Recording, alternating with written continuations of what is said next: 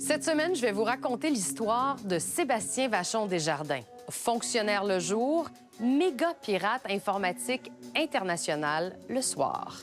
On allait aussi voler les données de l'entreprise, les données sensibles, par exemple les numéros d'assurance sociale, les données médicales.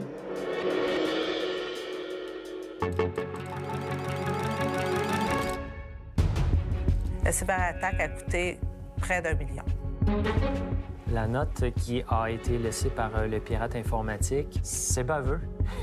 Poli, courtois, bon jeune homme, de bonne famille, et pourtant, pour le FBI et la GRC, c'était le cybercriminel à arrêter. Le jour de l'opération, on peut dire que le ciel y a tombé complètement sur la tête. Il a mis des villes, des écoles, des entreprises à genoux, extorqué 30 millions de dollars en quelques mois seulement en faisant des victimes dans plus de 33 pays. Et finalement, c'était pas un bon plan pour devenir millionnaire. Ici Marie-Maude Denis, bienvenue à Enquête. Les Québécois viennent ici pour ça, en grande majorité. Mais aujourd'hui, le Québécois en Floride que nous cherchons est ici, à la Cour fédérale, en combinaison orange de prisonnier. Savait-il que c'est comme ça que ça finirait?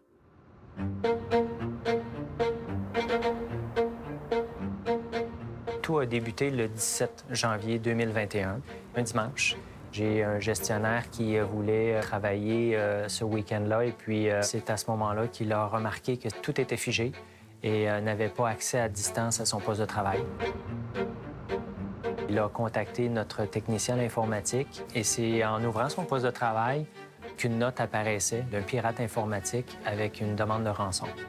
Le pirate, dans sa rançon, demandait 1 million de dollars. Donc, c'est là que les problèmes ont débuté.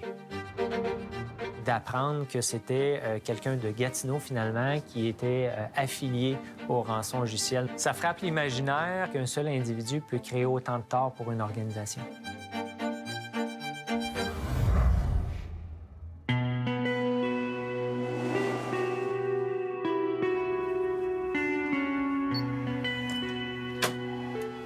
C'est notre salle des serveurs qui avait été attaquée, donc où toute l'information finalement avait été saisie par le pirate.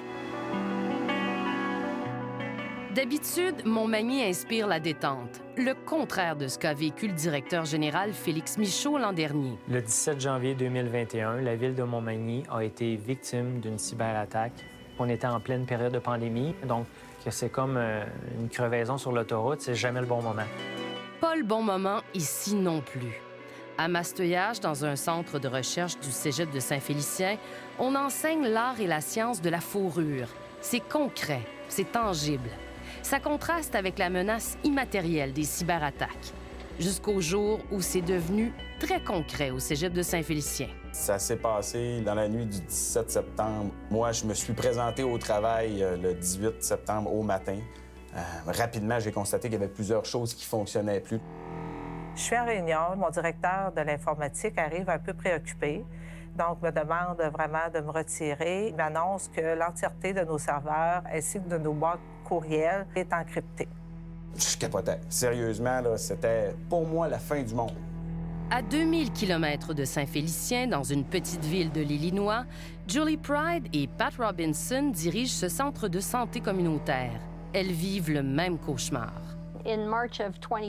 En mars 2020, on était dans le centre d'opération d'urgence COVID. Quelqu'un du service de l'informatique m'annonce qu'on a été attaqué et que nos documents sont gelés.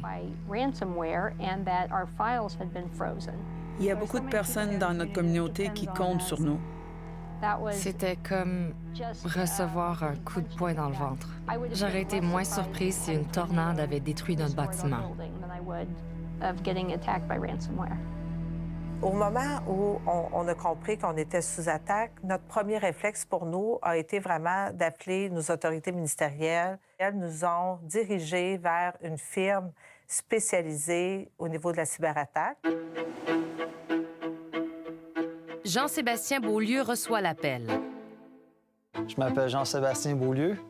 J'ai travaillé comme vice-président de la firme Forensic qui a aidé le cégep de Saint-Félicien lors de son incident.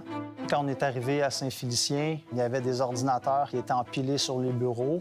Dans ces moments-là, on peut travailler des 15, des 20 heures par jour pour essayer de rétablir la situation. Le ransomware est basé sur la pression psychologique qu'on peut mettre sur une entreprise, sur des individus.